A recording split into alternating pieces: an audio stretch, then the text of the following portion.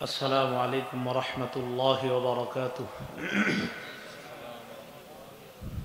الحمد لله الحمد لله كفى وسلام على عباده الذين اصطفى. أما بعد فأعوذ بالله من الشيطان الرجيم. بسم الله الرحمن الرحيم.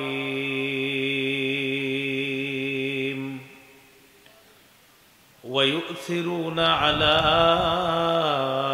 أنفسهم ولو كان بهم خصاصة. وقال رسول الله صلى الله عليه وسلم: ضحك ربنا من قنوت عباده وقرب غيره، أو كما قال عليه الصلاة والسلام. اللهم صل على محمد وعلى آل محمد كما صليت على إبراهيم وعلى آل إبراهيم إنك حميد مجيد. اللهم بارك على محمد وعلى آل محمد كما باركت على إبراهيم وعلى آل إبراهيم إنك حميد مجيد. اللهم إني أعوذ بك من شر لساني ومن شر سمعي ومن شر بصري ومن شر مني. Ayesha Raihan orphanage complex কর্তৃক পরিচালিত মোরারচর মদিনাতুল উলুম মাদ্রাসার উদ্যোগে চতুর্থ বার্ষিক ওয়াজ দোয়ার মাহফিলের সভাপতি আলহাজ মাওলানা মোহাম্মদ আবু ইউসুফ ফাজিল দারুল Uloom Deoband Bharat MA and MPhil Aligarh ও সভাপতি অত্র মাদ্রাসা, প্রধান অতিথি আলহাজ তমিজউদ্দিন বিশিষ্ট শিল্পপতি ও সাবেক চেয়ারম্যান ধামরাই উপজেলা পরিষদ, সভাপতি ধামরাই থানা বিএনপি। প্রধান মেহমান গুরুত্বপূর্ণ আলোচনা পেশ করেছেন এতক্ষণ হযরত মাওলানা মুফতি মাহফুজুল হক দামাত বরকাতুহুমুল আলিয়া, মহাসচিব বাংলাদেশ কওমি মাদ্রাসা শিক্ষা বোর্ড বেফাক, প্রিন্সিপাল ও শেখুল হাদিস জামিয়া রাহমানিয়া আরাবিয়া মোহাম্মদপুর ঢাকা। হযরত আমার কারণে লম্বা সময় এখানে কষ্ট করেছেন। আমি এখানে আসার আগে যে জায়গায় গিয়েছিলাম এলাকাটা একদম অজপাড়া গ্রাম। তাদের এখানে সাধারণত তাদের বক্তব্য হলো তেমন কেউ আলোচনা করতে যায় না। তো আমারে খুবভাবে ধরছে, আপনি একটু আসবেন। বললাম গাড়ি যায়? বলল যায়। তো যায় মানে অন্য সময় যায় আর কি।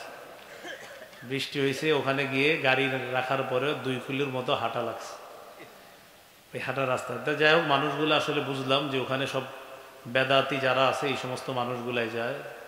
আপনার কোরআন সুন্নাহর বহির্ভূত কিছু অনুষ্ঠান হয় আমাদের দেশে, ওই জাতীয় মানুষগুলার ওই এলাকায় পদচারণা। তো এমনি প্রথমে একটু কষ্ট লাগলো, তাদেরকে দেখা সব কষ্ট দূর হয়ে গেছে। দেখলাম আসলেই ওখানে কেউ আসে না। তো এই জন্য তাদেরকে দেখা ইচ্ছা করে আমি আর মনে কষ্ট না রাখা ভালোভাবেই বয়ান করে আসছি। এই জন্য বয়ান করলাম। দেখলাম ওনারা খুব সুন্দরভাবে বয়ানগুলা নিতেছে এবং বুঝতেছিলাম তাদের অনেক ক্ষুধা, অন্যরা যেহেতু আসে না। কেন আমারে পেয়ে অনেক মানুষ তারা আসছে। তো আসার সময় বলতেছে, হুজুর আপনি কষ্ট নিয়েন না, আবার কিন্তু আসবেন। আমি বলছি আবার আসার আগে বললেন যে হাইটে আসতে হবে, আমি আসবো, সমস্যা নেই, একটু বললেন, এটা বললে হয়ে যেত আর কি। তো দেখলাম মানুষগুলা সহজ সরল, অন্যরা যেহেতু যায় না, তো এই জন্য আমার আর কষ্ট নাই। আলহামদুলিল্লাহ ওখানে কোরআন সুন্নাহর কিছু কথা বলে আসতে পারছি, এটাই শুকরিয়া। এই জন্য হুজুর আমার আগে অনেক কষ্ট করছে, হুজুরের কাছে ক্ষমা চেয়ে নিচ্ছি। হুজুর আছে আশেপাশে, আশা করি ক্ষমা করে দিবেন। গুরুত্বপূর্ণ আলোচনা করেছেন হাফেজ মাওলানা রেজাউল করিম কাসেমি, শেখুল হাদিস, জামিয়া ইসলামিয়া দারুল উলুম, কুতুবখালী, যাত্রাবাড়ি, ঢাকা। মুফতি আতাউল্লাহ আমিন সাহেব, মুহাদ্দিস জামিয়া ওয়াহিদিয়া মাদ্রাসা মোহাম্মদপুর ঢাকা, মাওলানা মোহাম্মদ হুসাইন আহমদ মুহতামিম বাগে ইব্রাহিম রামগাতি নোয়াখালী, বিশেষ অতিথিবৃন্দ, আমন্ত্রিত ওলামায়ে কেরাম, সম্মানিত অতিথিবৃন্দ, আমন্ত্রিত অতিথিবৃন্দ, উপস্থিত হজরত ওলামায়ে কেরাম, মুসলমান ভাইয়েরা, আল্লাহ তাআলার দরবারে শুকরিয়া আদায় করছি। আল্লাহ আমাদেরকে এই মাহফিলে উপস্থিত হওয়ার তৌফিক দান করেছেন বলি আলহামদুলিল্লাহ। আমি আপনাদের সামনে সূরা হাশরের 9 নম্বর আয়াতে কারিমার অংশ বিশেষ তেলাওয়াত করলাম। এই আয়াতে আল্লাহ তাআলা সাহাবায়ে কেরামের একটা গুণ সম্পর্কে আলোচনা করেছেন। সাহাবায়ে কেরামের অভ্যাস হলো ইউথিরুনা আলা আনফুসিহিম ওয়ালাউ কানা বিহিম খাসাসা। সাহাবায়ে কেরাম নিজেদের প্রয়োজন থাকা সত্ত্বেও তারা অন্যদেরকে নিজেদের উপর প্রাধান্য দেয়। পানিটা পান করবেন, আমার প্রয়োজন। সাহাবায়ে কেরামের অভ্যাস ছিল এমন যে এই পানি তার প্রয়োজন, এই মুহূর্তে অন্য কেউ বলল আমার পানি লাগবে, তাদের অভ্যাস ছিল তিনি তার চাহিদাটা বিসর্জন দিয়ে অন্যকে নিজের উপর প্রাধান্য দেওয়া। এই আয়াত আল্লাহ কেন নাজিল করলেন? নাজিলের প্রেক্ষাপট সহিহ বুখারীতে ইমাম বুখারী রহমতুল্লাহ আলাইহি হাদিস আনছেন। বুখারীর 3798 নম্বর হাদিস। হাদিসের বর্ণনাকারী আবু হুরায়রা রাদিয়াল্লাহু তাআলা আনহু তিনি বলেন, আন্না রাজুলান আতা রাসূলুল্লাহি সাল্লাল্লাহু আলাইহি ওয়াসাল্লাম, এক ব্যক্তি রাসূলুল্লাহ সাল্লাল্লাহু আলাইহি সাল্লামের কাছে আসলেন। ফাবাআথা ইলা নিসাইহি, স্ত্রীদের কাছে সংবাদ পাঠাইলেন, ঘরে খাবারের কিছু আছে কিনা আমাকে জানাও, মেহমানদারি করতে হবে। সব বিবিরা জবাব দিলেন, মা মাআনা ইল্লাল মা, আমাদের ঘরে পানি ছাড়া আর কিচ্ছু নেই। স্ত্রীরা বলতে পারতেন আমাদের ঘরে কোনো খাবার নাই, কি জবাব দিছে? পানি ছাড়া কিছু নেই। এটা কেন বললেন? হাদিস থেকে বোঝা যায় নবীর স্ত্রীদের কাছে পানিটাও একটা খাদ্য ছিল, এজন্য তারা বললেন পানি ছাড়া কিছু নেই। অন্য হাদিস থেকে বোঝা যায় আম্মাজান আয়েশা সিদ্দিকা রাদিয়াল্লাহু তাআলা আনহা বলেন, মাঝে মাঝে দুইটা কালো জিনিস দ্বারা আমরা আমাদের ক্ষুধা নিবারণ করতাম, একটা হলো পানি আর একটা হলো খেজুর। এর মানে তাদের কাছে পানিটা ছিল একটা খাদ্য। আম্মাজান বলেন মাঝে মাঝে আকাশে 3টা চাঁদ দেখতাম, চাঁদ দেখতাম, মাস শুরু হইতো, মাস শেষ হয় আরেক চাঁদ, আবার মাস শেষ হয় আরেক চাঁদ, এইভাবে 3টি চাঁদ দেখে ফেলতাম, কিন্তু আমাদের চুলায় আগুন জ্বলতো না।